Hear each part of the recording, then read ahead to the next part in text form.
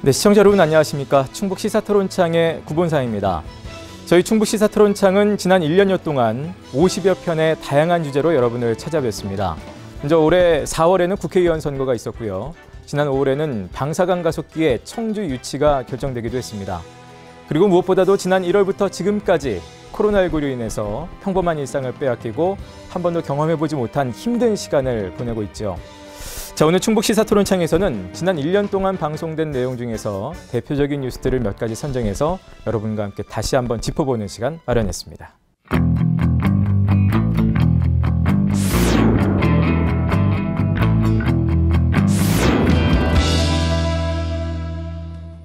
네, 먼저 올 한 해를 돌아보는 키워드로 코로나19를 빼놓을 수 없겠습니다.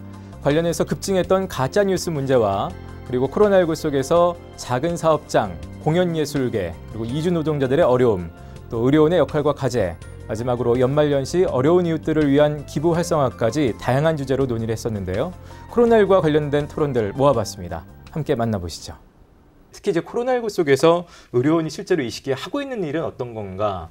아시는 분도 계시겠습니다만 조금 더 자세히 좀 짚어주신다면요. 제가 현장에 있다 보니까 예. 기본적으로 저희가 지금 코로나19를 대응하기 위해서 24시간 선별진료를 운영하고 있고요. 그다음에 코로나 전담병원이 지정됐어요. 2월부터 8월까지 저희 병원이 이렇게 해서 사실은 시설이나 장비가 많이 부족해서 그 음악 병실을 유지를 해야 돼요. 예. 그래서 이런 걸 마련하기 위해서 음악기도 부족했고, 그래서 장비나 이런 시설, 그리고 전실이라 그래서 클린존이 좀 존재를 해야 되는데 그런 게 없어서 저희가 가벽을 세워서 마련을 좀 하고 있는 상태였어요. 그래서 저희가 8월까지는 감염병 전담병원으로 유지를 하고 127병상을 유지를 하고 있다가 지역 주민들뿐만 아닌 대구 확진자가 많았었잖아요. 예. 그래서 대구 확진자들까지 진료를 보고 있는 상태예요. 그래서 지금 저희가 8월에는 감염병 전담병원이 해지가 된 이후에 다시 지금 3차 유행이 시작됐잖아요. 예. 그래서 다시 감염병 전담병원이 됐어요. 사실은 정상화가 되려고 했지만 다시 되돌아간 거예요. 그래서 일반 환자들도 지금 다른 병원을 전원을 가야 되고요. 예. 여기에는 또 의료 취약층 계층들도 많습니다. 그래서 갈 수 있는, 이 조건으로 갈 수 있는 병원이 많지 않아서 그런 부분도 좀 어려운 사항이 있으세요. 지금은 충주 지역도 지금 확진자가 많이 발생하지만 예. 제천 쪽도 지금 많이 발생을 하고 있어요. 근데 제천에는 지금 북부 지역 쪽에는 단양 제천 쪽에는 공공기관이 없어요. 예. 그렇기 때문에 그쪽에서는 치료를 받을 수가 없기 때문에 지금 충주로 다 오고 있어요. 예. 그래서 여기도 지금 저희가 34명을 지금 확진하고 받고 있지만 시설이 아직 준비가 안 돼 있어서 지금 준비 중입니다. 그래서 이동용 음악기를 가져다가 지금 시설을 준비해서 이 확진자를, 지역 주민들을 받으려고 준비를 하고 있지만 사실은 증상이 없거나 이런 분들은 좀 지금 갈 병원에 입원이 없기 때문에 지금 네. 생활치료센터나 자가로 격리를 지금 하고 있는 상태입니다. 그래서 의료원이 지금 우리 충주의료원은 이런 지역 확진자들이나 이런 외부에서 오시는 분들도 받고 의료원에서 이런 역할을 하고 있습니다. 지금. 예. 사실 우리나라가 공공보건의료 전달 체계가 굉장히 외국 OECD 국가들, 우리랑 경제력이 비슷한 국가들에 비해서 매우 열악한 상황인데 그 열악한 상황에서 이렇게 전 세계적으로 코로나를 막아낸 국가도 없고 또 이게 가능했던 건 사실은 이런 전달 체계가 그나마 작동을 했던 이유이기 때문에 굉장히 큰 역할을 했다고 생각합니다. 충청북도로 봤을 땐 돈의 북부권이라든지 남부권 같은 경우 더 열악하지 않을까라는 생각이 당연히 듭니다. 현재 상황은 좀 어떻습니까?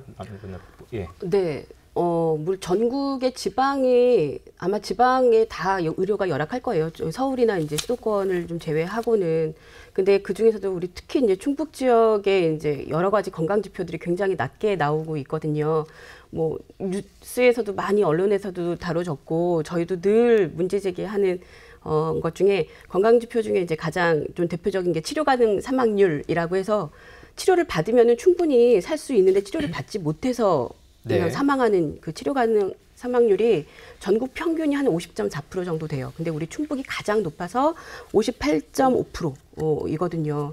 근데 그 중에서도 우리 지역 내에서도 보면은 지역별 편차가 이 청주권과 북부 남부 지역의 편차가 굉장히 큰 거죠. 청주 지역의 그 치료 가능 사망률의 평균 한 46% 정도 되는데 제천은 뭐 62%, 단양은 71%, 음성은 86% 이렇게 해서 전국적으로 우리 지역이 충북도가 가장 높으면서도 그 중에서도 또 북부 지역이 네. 굉장히 전국에서 제일 높거든요. 음성 지역 같은 경우는. 그리고 또 하나 뭐 예를 들자면 그 기준 시간 내에, 그러니까 정해진 뭐 1시간 내에 병원에 못 가는 비율. 이걸 보면은 보은은 10명 중에 9명이 1시간 내에 제대로 된 병원을 못 간다는 수치가 있어요. 네. 예, 그리고 괴산은 10명 중에 7명이 제 시간 내에 병원을 못 간다라고 하는 통계가 있습니다. 이렇게 보면은 농촌 지역이잖아요. 북부권, 남부권이 농촌 지역이어서 민간 병원이 들어가지 않습니다. 수익이 발생하지 않으니까. 그래서 그런 곳에서 책임질 수 있는 건 공공병원이거든요. 그래서 이 보은, 영동, 옥천이 남부 지역 같은 경우는 뭐 대전이 가까우니까 대전에 뭐 대학병원도 많고 그리고 실제 또 거기 지역민들은 대전 이용을 많이 하세요. 네. 근데 말씀을 들어보면은 거리상으로는 대전이 가까울지 몰라도 대전 시내 들어가면 교통이 굉장히 막혀서 그렇죠. 어차피 대전을 가나 청주를 가나 시간상으로는 똑같다고 그러시거든요. 근데 그리고 또 대전에 있는 병원들은 거의 대학병원들이고, 그러니까 농촌은 거의 좀 저소득층이 또 많이 또 노인분들이 많이 계시는데 그렇게 대학병원까지 가가지고 진료할 수 있는 그 진료비의 여력이라든가 이런 게 많이 네. 어렵거든요. 그래서 지금 남부 지역과 북부 지역의 우리 지역의 이제 의료의 되게 열악함은 아주 큰 문제라고 좀 생각을 합니다. 그 미래에 더 중요해질 거냐 아니면 덜 중요해질 거냐 이런 고민이 정치랑 정책에서는 되게 중요할 것 같습니다. 지금 단기적으로도 그렇지만 장기적으로 보건의료처럼 사실 생산성이 있는 데가 없는 게 환자가 입원하면 진료 수익이 나거든요. 그래서 제대로만 적절한 기관을 제대로만 설립하고 운영하면, 그리고 이해숙 의원님 말씀처럼 감시 역할이 중요한데 그것만 잘 된다고 하면은 충분히 사실은 넣었던 돈을 회수할 수 있는 되게 좋은 것 중에 하나가 사실은 보건의료 쪽입니다. 그리고 내 부모를 모시고 가고 싶은 병원, 안심하고 진짜 잘할 거라고 믿고 모시고 갈 수 있는 병원. 그래서 이제 방금 다 말씀하셨던 것처럼 표준 진료를 하고 모델 병원이 돼서 이제 민간 의료기관도 따라갈 수 있게 하는 그런 좋은 병원들이 설립이 돼야 전체적으로 미래의 의료비는 줄어들 거고 사회는 훨씬 더 건강한 게 쉬운 쪽으로 가지 않을까 생각합니다. 예. 자, 코로나 시기에 지금 이제 그분들의 상황이 좀 궁금합니다. 아까 이제 고용허가제 얘기도 해주셨고 만료됐을 때 결국은 이제 불법 체류하게 되는 인원 비율도 잠깐 말씀해 주셨는데요. 정확하게 지금 뭐 재취업이 좀 안 됐다거나 본국으로 돌아가는 게 힘들어진 이주 노동자들 같은 경우 좀 어떻게 지내고 있을까요? 그 부분에 있어서는 지금 이제 그 코로나 때문에 사실은 출국을 못하는 상황이잖아요.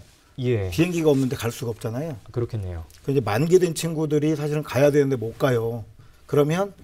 그래서 이제 출입구에서는 비자를 연장을 해주거든요. 그러니까 비자를 연장해 놓으니까 출국을 유예해 주죠. 예. 그런데 노동부에서는 일을 할 수 없도록 만들어 놓는 거죠.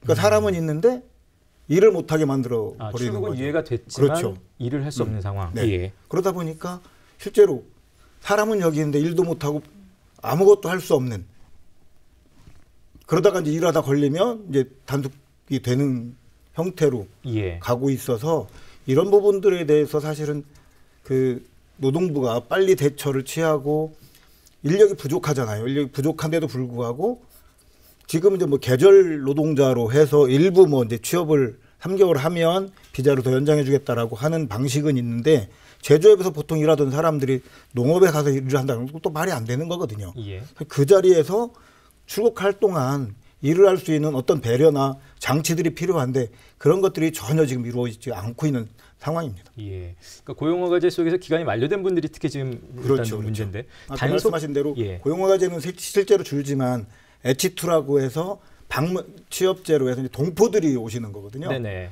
동포들이 오시기 때문에 사실 가족 동반을 해서 오는데 그런 부분들은 이제 자꾸 늘어나고 있거든요. 예. 그래서 고용허가제로는 실제로 줄지만 동포 쪽이 많이 늘어나고 훨씬 더 많은, 예. 한 2배 정도 이상 되는 그 동포들이 지금은 계속 많이 오고 있는 게 현실입니다. 예, 의원님.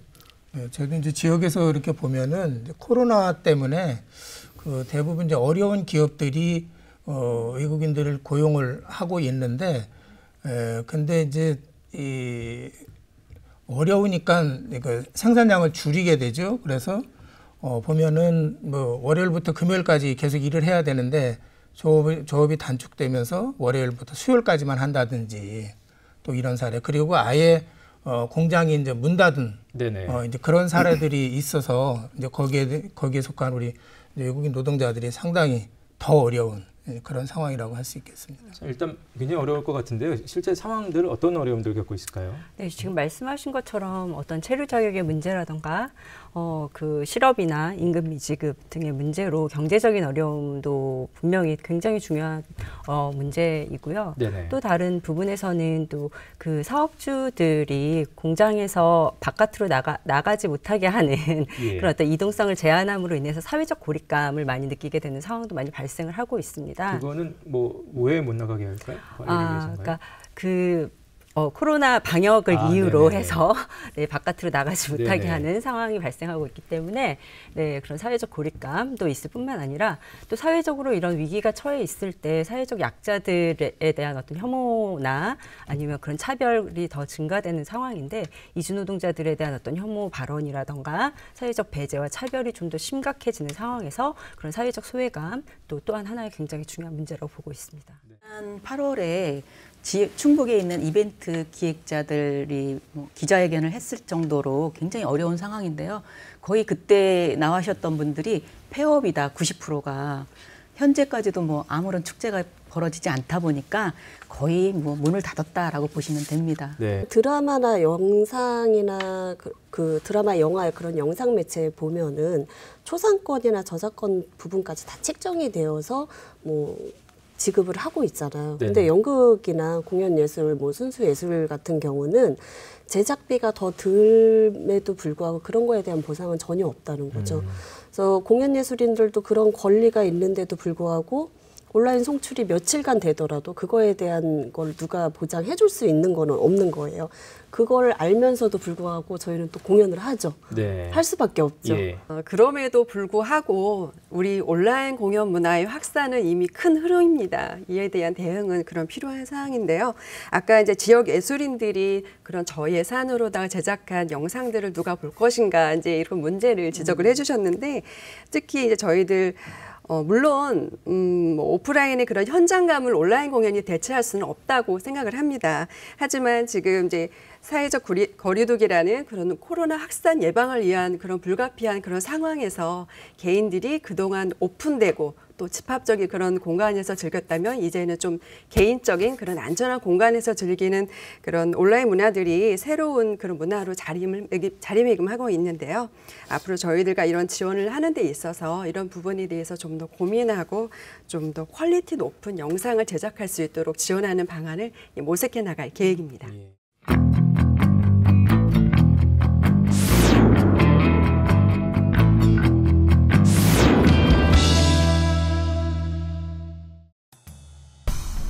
네, 올해는 유난히 자연재해 관련된 방송이 많았습니다. 취약계층의 건강한 여름나기를 위한 폭염 대책에 대해서 짚어보았고요. 50일 넘게 이어졌던 긴 장마와 집중호우로 인해서 충주와 제천 그리고 음성은 특별 재난지역으로 선포되기도 했습니다. 이 댐 하류 지역 주민들의 침수 피해는 여전히 마무리되지 못한 상황이기도 한데요. 자연재해 관련된 토론 내용 모아봤습니다. 시꺼먼 흙탕물에 건물 벽이 뚫렸고 각종 살림은 지늘게 뒤범벅이 됐습니다. 집안이 유실되면서 밑둥을 드러낸 주택은 조금씩 기울어갑니다. 충북의 주택 침수나 파손 건수는 신고된 것만 약 300채. 들어갈래니 벌써 집이 이렇게 기울고 그래서 도저히 겁이 나가지 들어가지 못하겠는 거예요. 그래서 안 되겠다, 이거는 사람 목숨이 더 우선이지. 오갈 곳 잃은 이재민 400여 명이 인근 학교 강당에 자리를 폈습니다. 여럿이 모인 습한 공간에서 마스크조차 벗지 못합니다. 산에서 밤새 고립됐었다는 이재민은 악몽 같은 기억에 눈물을 글썽입니다. 저는 뒤따라가는데 혼자 못 가게 갖고 저 남편이 저를 손잡고 고건파트를 질질 끌고 가는데 너무 진짜 이거는. 계속되는 비에 복구는 시작도 못한 곳이 많아 언제 돌아갈지 당장은 기약도 없습니다. 샤워는 못해요. 샤워는 우리 샤워장 가야지, 일부러 가려면 사우나로 가든지 이렇게 해야죠. 이제 오늘 첫날이니까 아직. 단양군 어상천면에선 200mm 상수도관이 도로 지반과 함께 유실되면서 일대 520세대의 단수 사태가 벌어졌습니다. 물폭탄에 식수 공급까지 끊긴 건데 이런 상황은 인근 8개 지역이 마찬가지입니다. 빗물 받아서 쓰고 있어요, 지금.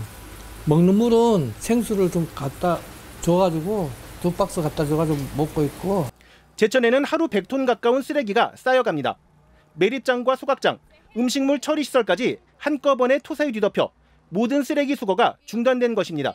비가 조금 덜 온다면 저희 복구 작업이 조금 박차를 가할 수 있을 것 같은데 현재 지금 그 일개보상 지금 비가 계속 지금 예상이 돼서 복구 작업에도 조금 상당히 영향을 미치고 좀 더뎌질 것 같아요.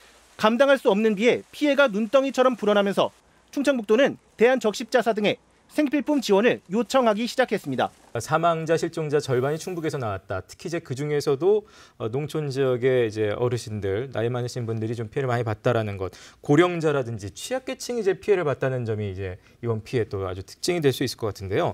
그렇기 때문에 더 좀 세밀하고 세부적인 좀 대책 마련이 시급하지 않나라는 생각이 듭니다. 어떻게들 보시는지요? 예, 이번에 이제 그 주민 대피 한 우리 수치만 보더라도 거의 5,000명 가까운 분들이 대피를 했거든요. 예. 물론 이제 일부는 다시 복귀를 하셨습니다만은 그런 면에서 본다면 이제 이재민들의 숫자가 전례 없이 많았다는 점을 말씀드릴 수 있고요. 그리고 그 중에 상당한 부분들이 이제 노인분들이라든지 여성분들 그리고 또 다문화 가족 이런 분들이 같이 있다 보니까 특히나 그 취약계층의 안전 문제에 우리가 위험에 노출되어 있다 이렇게 보고 있고요. 예. 코로나19도 지금 굉장히 좀 위험스러운 상황이지만 이 재난이 발생을 하고 나면 꼭 연이어서 나오는 제2차 재난이 있습니다. 그게 바로 질병과 전염병이거든요. 예. 당장 그 오폐수들이 같이 넘쳤고 그 다음에 이제 산에 있는 많은 야생동물들이 사체로 남아 있거든요. 그래서 그 물들이 이제 땅 속으로 들어가기도 하지만 거기에서 이제 그 바이러스라든지 이런 게 이제 들어오게 되고 산에 또 이 들에 있었던 그런 부유물질들이나 바이러스들이 인간과 함께 이제 우리 피부라든지 이런 데 접촉이 돼서 그런 취약계층의 안전 문제에 대해서 더 신경을 써야 된다 이렇게 보고 있습니다. 예. 국회의는 자치단체를 바라볼 수밖에 없고 자치단체 대응을 이제 살펴볼 수밖에 없는데요.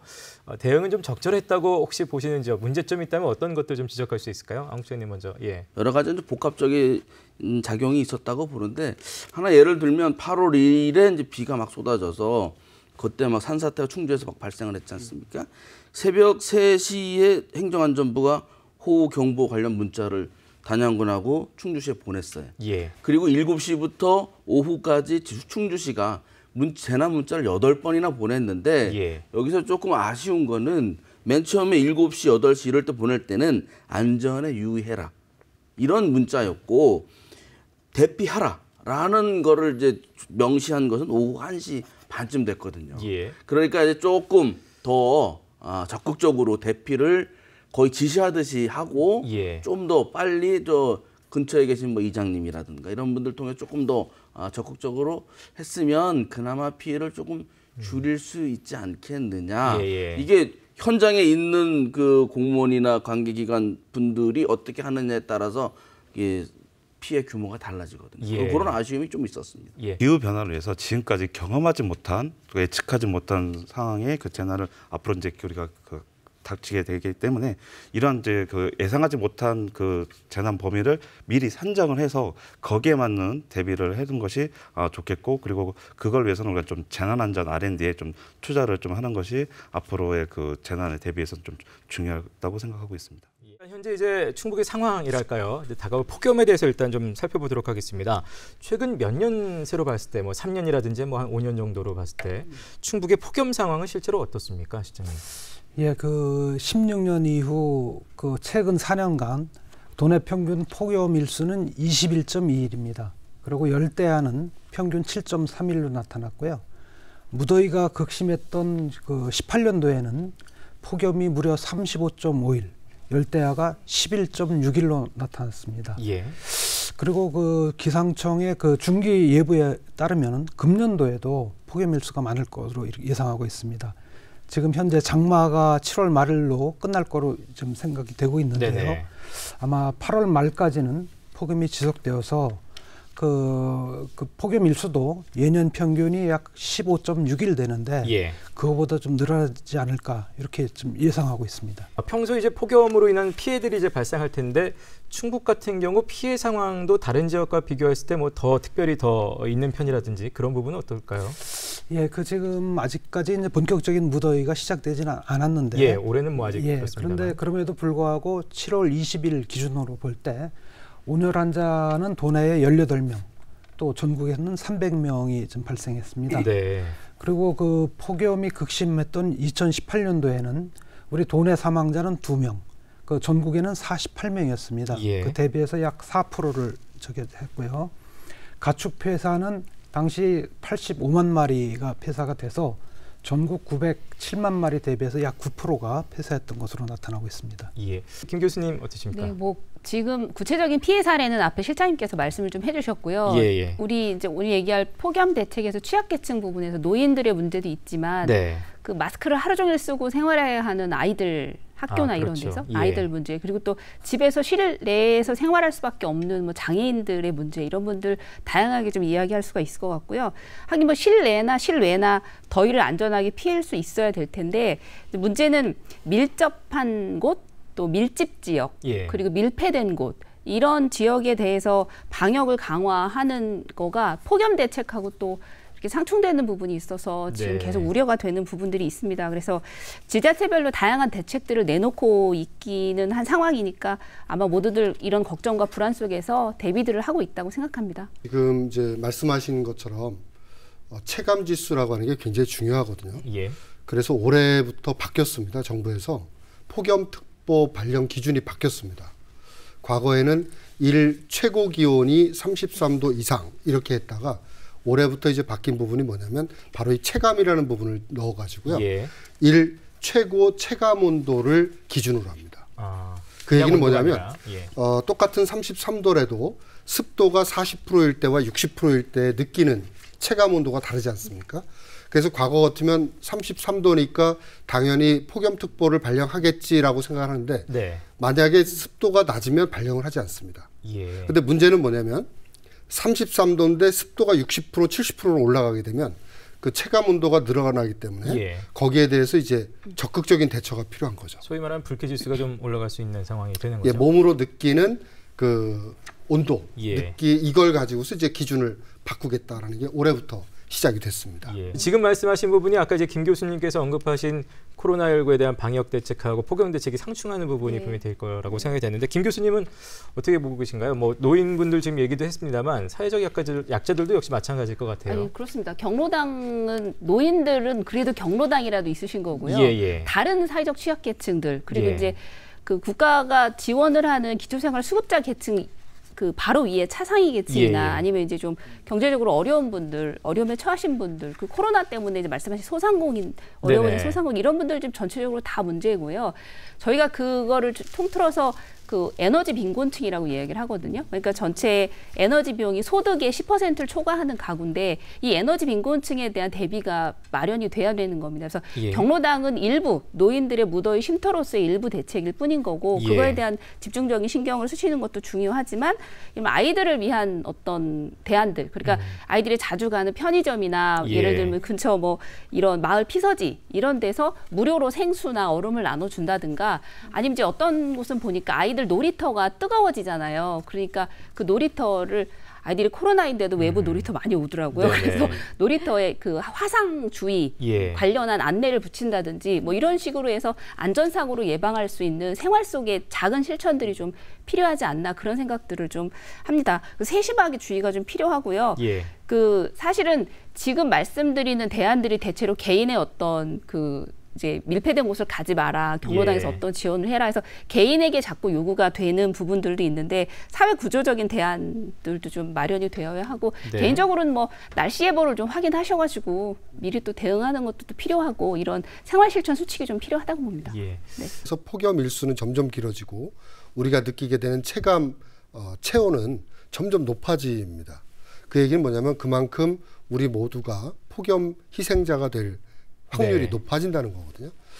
특히나 코로나19 이런 어려운 상황 속에서 폭염까지 올해 최장기로 예측되고 있기 때문에 각별하게 스스로의 책임, 그 스스로의 생명은 내가 지킨다라는 심정으로 해주셔야 되고, 또 한 가지는 이제 그 코로나19와 폭염이 함께 왔기 때문에 예전에는 우리가 폭염 취약계층을 위해서 뭘 하자 이렇게 얘기를 했는데, 이제는 폭염 취약계층이 별도로 존재하지 않습니다. 예. 우리 모두가 다 폭염 취약계층이 될 수 있기 때문에 모든 이의 안전을 위한 노력이 함께 이루어져야 될 것이다, 이렇게 말씀드리겠습니다. 네.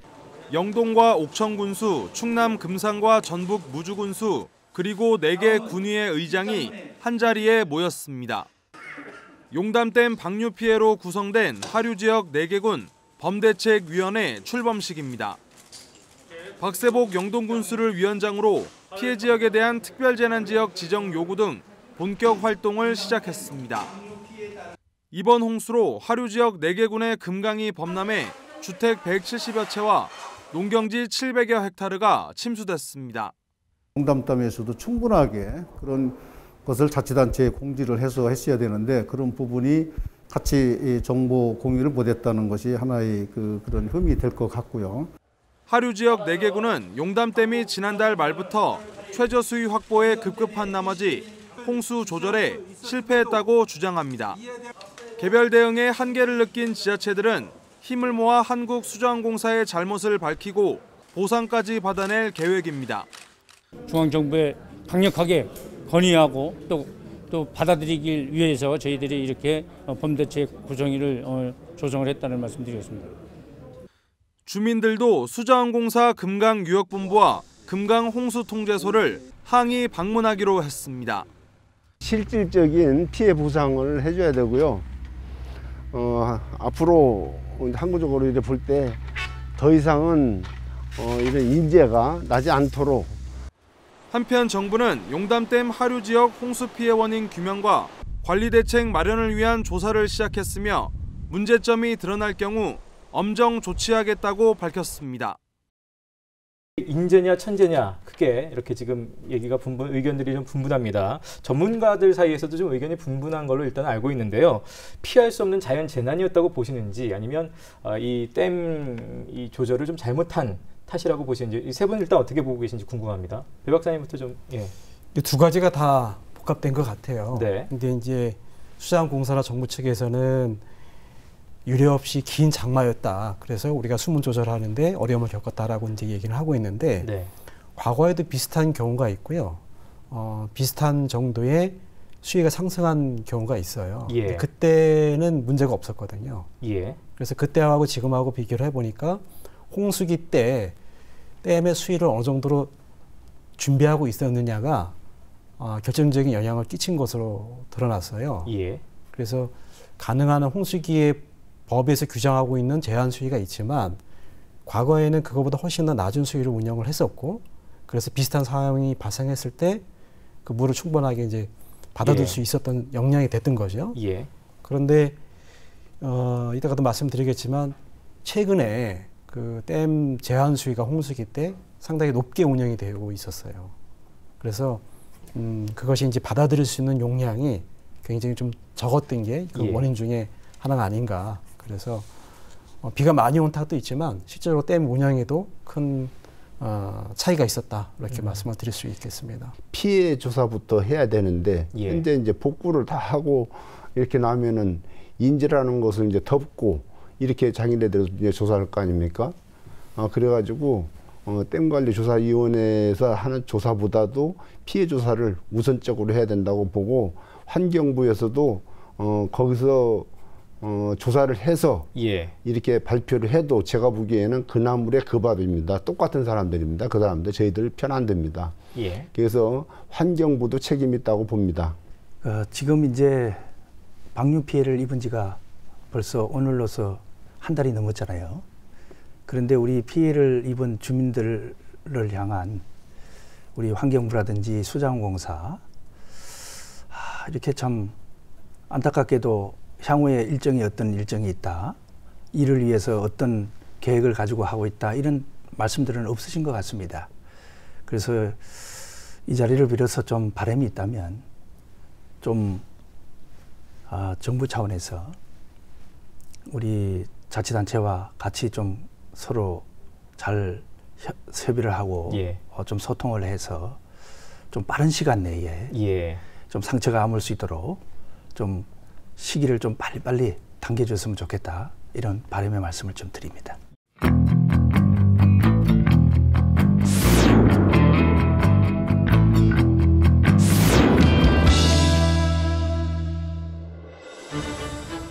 네, 아동 청소년 관련 방송도 많았습니다. 코로나19 속에서 온라인 비대면 수업에 관련된 토론도 있었고요.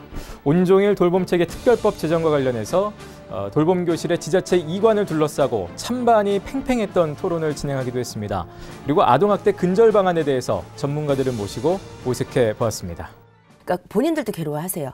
그러니까 이제 내가 이 아이를 학대하는 걸 분명히 알고 있어요. 그러니까 그런 분들이 저희한테 연락이 오겠죠. 연락을 가해자인데 연락하시는 경우는 이렇게 고치고 싶으니까. 고치고 싶어서. 본인 스스로도 알아요. 이게 잘못된 행동인 것도 알고 아이한테 나쁜 영향을 미치는 것도 알고 있어요. 그러니까 이걸 고치기 위해서 저희한테 이제 상담을 하시고 찾아오시기도 하세요. 예. 그런데 이렇게 얘기를 그 다양한 분들한테 들어봤는데 가해자분들한테 들어봤는데 이거는 저희가 흔히 알고 있는 것처럼 뭐 물론 학대의 대밀림도 있고 훈육에 대한 그 왜곡된 지식 같은 것도 있고 다 있는데 문제는 본인의 충동성 문제더라고요. 안 된다는 걸 머리로 알고 있는데 네. 이미 벌써 아이한테 소리 지르고 매가 나가고 그리고 나서 정신을 차려보면 속이 시원하다는 거예요.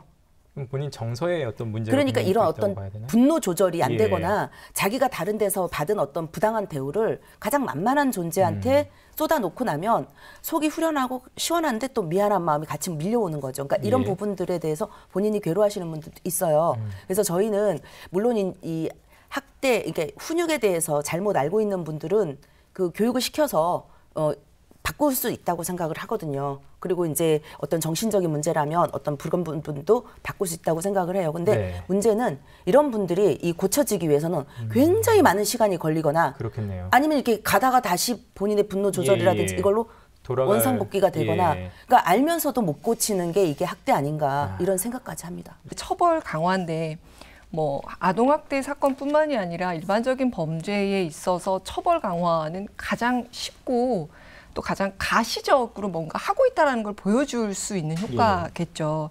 그래서 보면 뭐 이렇게 엄벌주의에 입각해가지고서는 아동 그 학대 대상자를 강하게 처벌한다.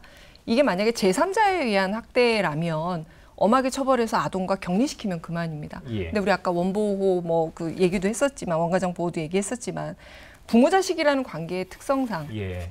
이게 엄벌만으로는 능사가 될 수는 분명히 없다. 그래서 저는 개인적으로 물론 처벌이라는 게 지금 아까 제가 서두에서 말씀드렸듯이 법 규정이 없어서 못하는 거 아니기 예. 때문에 범죄자 처벌에 쓰이는 여러 어떤 막대한 뭐 예산이라든지 예. 뭐 이런 것들을 차라리 아동학대 우리 아까 그 얘기하셨듯이 뭐 예방 교육이나 네. 아니면 위험군에 속해 있는 가정에 대한 아주 그런 정말 핀셋 감시 예. 감독이죠. 또는 피해 아동이 겪은 피해 회복해서 혼자 쓸 수 있는 힘을 쓸 수 있는 그런 쪽으로 비용을 투자하는 것이 저는 더 예. 바람직하지 않을까 생각이 듭니다. 이제 온종일 돌봄체계 운영 지원에 관한 특별법이 지금 이제 들어오면서 이제 논란이 되고 있습니다. 이 내용을 잠깐 우리 이 의원님께서 설명을 좀 해주시면. 네, 사실은 이제 이 온종일 돌봄체계 운영 지원에 관한 특별법 취지가 뭐냐면 그동안 교육부, 뭐 그 보건복지부, 여성가족부 등 중앙부처나 지방자치단체에서 산발적으로 그 다양한 돌봄 사업을 운영을 하고 있습니다. 지금까지 해왔습니다. 그래서 이렇게 분절적인 서비스를 통합적으로 체계를 구축을 해서 예. 정말 국가와 사회가 함께 책임지는 돌봄의 체계로 나가자. 예. 이런 공적 그 돌봄의 이런 그 공공성을 더 강화하자라는 취지에서 이 법안을 발의를 했는데요. 사실은 이 논란이 되고 있는 이런 이유가 현장의 의견을 전혀 반영하지 않고 예. 이제 의원 입법 발의로 지금 발의가 된 상태에서 예. 제가 알아보니까 지방자치단체도 이걸 전혀 모르고 있더라고요. 예. 그래서 이제 우리가 이 부분에 대해서는 그 다시 한번이 아니라 지금부터라도 우리가 지금 정말 심사숙고해서 함께 논의하는 자리가 필요하지 않을까. 그 지자체로 모든 그 운영의 중심을 옮기고 모든 책임과 이런 권한이 다 지자체로 넘어가게 되면서 예. 교육부나 시도교육청의 책임과 역할이 거의 없다시피 하게 바뀐다라는 점이 굉장히 큰 문제고요. 또 돌봄시설의 운영자가 민간인지 아니면은 공적 주체인지 굉장히 모호하게 되어 있거든요. 그런 부분이 또 굉장히 큰 문제라고 할 수 있고 또 그 법안에 이렇게 세세하게 살펴보면 민간 운영자가 그 국공유 시설, 그러니까 학교를 말하는 거죠.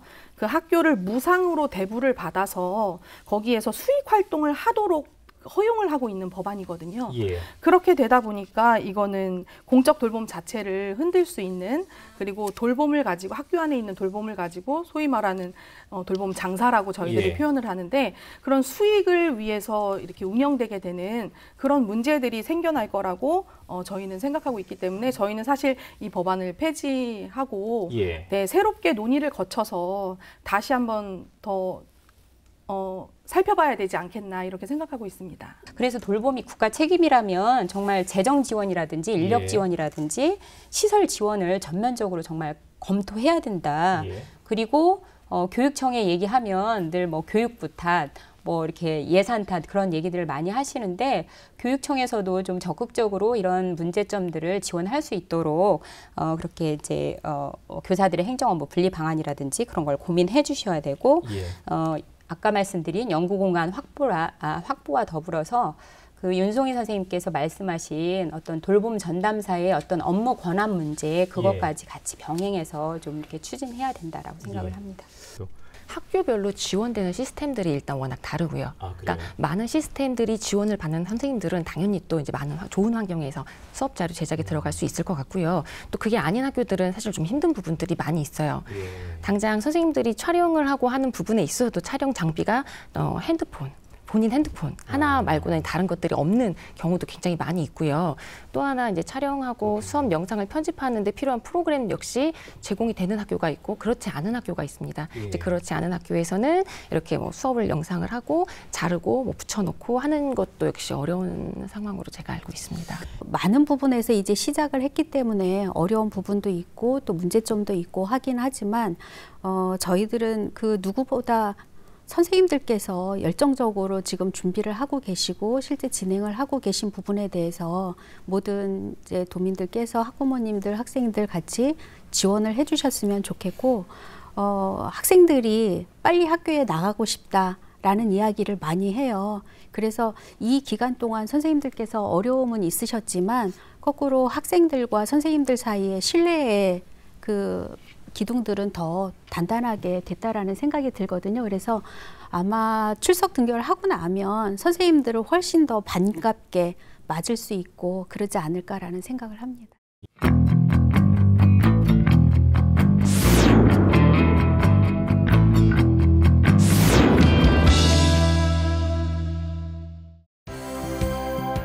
네, 다사다난한 한 해였지만 기분 좋은 소식도 있었습니다. 유치 경쟁이 뜨거웠던 다목적 방사관 가속기의 청주 유치에 성공한 것인데요. 충북도민들의 오랜 염원이 이뤄진 것이죠. 이 방사관 가속기가 실제 100년 성장의 선물이 되기 위해서는 어떠한 노력이 필요한지 짚어봤습니다. 당시 토론 내용 만나보시죠. 사업비만 무려 1조 원대, 꿈의 빛으로 불리는 차세대 다목적 방사관 가속기 구축 사업 예정지로 청주 오창이 최종 결정됐습니다.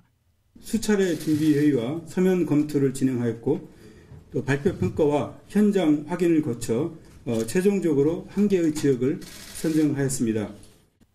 2008년 방사관 가속기 2기를 구축하는 정부 첫 사업에서 경북 포항에 고배를 마신 뒤 무려 12년 만의 성과입니다. 충분한 사전 준비를 통해 청주는 후보지 4곳을 대상으로 이뤄진 발표 평가에서 90.54점으로 가장 높은 점수를 받았습니다. 막판까지 경합을 벌인 전남 나주의 3.1점 차, 평가 항목 전반에서 고르게 좋은 평가를 받았습니다. 충청북도 청주시는 평가 항목의 전반에서 고루 높은 점수를 얻었으며 특히 지리적 여건과 발전 가능성 분야에서 높은 평가를 받았습니다. 특히 고속도로와 KTX역이 가깝고 대덕연구단지를 비롯한 연구기관과 대학, 기업이 주변에 많아 활용 가능성이 높다는 점이 크게 작용했습니다. 총선을 전후해 한 달 동안 전국을 뜨겁게 달궜던 다목적 방사관 가속기는 결국 준비된 도시 청주의 품으로 들어왔습니다. 예, 저는 간단하게 인과응보라고 말씀을 드리고 싶습니다. 정말 2008년도에 충북이 한번 노력을 했고 그 이후에도 저희가 끊임없이 계속해서 노력을 했었고 특히 2018년부터 정말로 준비를 잘했습니다. 준비를 열심히 한 대가가 이번에 이렇게 좋은 결과로 나오게 된 것 같습니다. 정말로 도와주신 모든 분들께 감사를 드립니다. 국가적으로도 이렇게 여러 가지 산업 측면에서 의미가 있겠습니다만 우리 지역으로 한정됐을 때도 이제 이걸 유치하면서 경제 효과 이걸 아무래도 우리 충북으로서는 생각하지 않을 수 없거든요. 그래서 들리는 제가 이게 접한 뉴스로만 생산 유발 효과가 6조 7천억 정도 이게 어마어마합니다. 숫자가. 그래서 야 이게 정말 어느 정도로 우리에게 와닿는 도움이 될 것인지 충북 지역에서 어느 정도로 기대할 수 있을 것인지 이 점이 우리 도민들께서는 가장 또 궁금하실 수도 있겠는데요. 이건 조 박사님께 먼저 좀 네. 생산 유발 효과는 투입되는 비용에 따라서 그 비용에 대한 사업이 추진이 되고 그럼에 따라서 이제 직간접적인 영향에서 발생하는 이제 생산액의 기대 효과라고 정의를 할 수 있는데요. 네. 이게 투입되는 비용이 그 사회자님 말씀 주신 것처럼 어마어마합니다. 지역에서 이제 추진되는 사업치고는 이제 상당히 규모가 있는 사업인데. 구조를 보면 토지 조성비를 포함해서 건설비가 약 1조 원 가량 투입이 되고요. 그리고 충북도 청주시를 중심으로 해서 이 방사능 가속기 활용을 극대화하기 위한 지원 사업이 약 한 7,700억 가량 투입될 예정입니다. 그리고 2028년도에 방사능 가속기가 예정대로 운영이 되면 매년 약 500억 가량의 운영비가 투입이 되고요. 네. 이런 그 비용, 투입되는 비용에 따라서 유발되는 생산 유발 효과가 전국적으로는 9조 2천억 가량, 그리고 충북 차원에서는 5조 3천억 가량이 효과를 기대할 수 있습니다. 네. 다만 이제 그 부분과 관련해서 상당하게 시간을 두고 누적되는 효과다라는 부분도 또 같이 지켜보면서 이 효과는 더 커질 수도 있고 또 반감될 수도 있다라는 부분을 우리 지역에서 좀 경주하면서 지역에서 함께 만들어가는 노력이 좀 필요할 것 같습니다. 어쨌든 간에 산업 효과를 어떻게 조기에 극대화할 수 있느냐, 사실 이 부분이 저는 가장 중요하다고 보고요. 저희가 지금 뭐 도 차원이나 시 차원에서 가장 먼저 해야 될 일은 지금 기획 중인 산단이나 지금 개발 중인 산단을 어떻게 하면 조기에 준공 완료해서 산업 수요에 제공할 수 있느냐. 네네. 이 부분에 대한 노력을 좀 더 기울여야 될 것이다. 저는 그렇게 말씀 좀 드리겠습니다. 네. 새로운 가속기입니다. 새로운 가속기고 세계에서 가장 좋은 성능의 가속기가 지어질 겁니다. 그렇기 때문에 이 세계 최고의 성능을 가진 가속기, 이 방사능 가속기로 정말 세계 최고의 그 결과들을 우리가 낼 수 있도록 최선을 다해야 되고요. 그러기 위해서는 많은 분들이 도와주셔야 됩니다. 과학자뿐만이 아니라 모든 분들이 다 애정을 가지고 도와주시면은 충분히 우리가 이 방사능 가속기를 지을 능력은 다 있습니다. 우리가 다 있고. 그다음에 외국에서 또 필요한 기술을 가지고 오면 되는 거고요. 그래서 이 활용도를 높이는 게 가장 중요하기 때문에 이 방사능 가속기의 활용도를 최대한 극대화시켜서 끌어올려서 많은 산업체가 사용을 하고 또한 많은 학교와 연구소들도 사용을 하는, 그래서 이 오창이, 이것은 물론 대한민국 가속기입니다. 하지만 오창이 한국 과학의 중심으로 발돋움할 수 있는 큰 계기가 될 걸로 저는 확신하고 있습니다.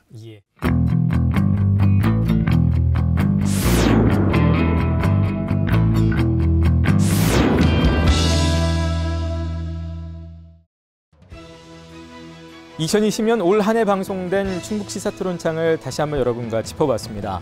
저희 충북 시사토론창은 항상 지역의 핫 이슈를 선정해서 지역민들과 함께 고민하기 위해서 노력하고 있습니다. 저희는 내년에도 다양한 현안을 깊이 있게 짚어보도록 하겠습니다. 충북 시사토론창 내년에 다시 인사드리죠. 시청해주신 여러분 고맙습니다.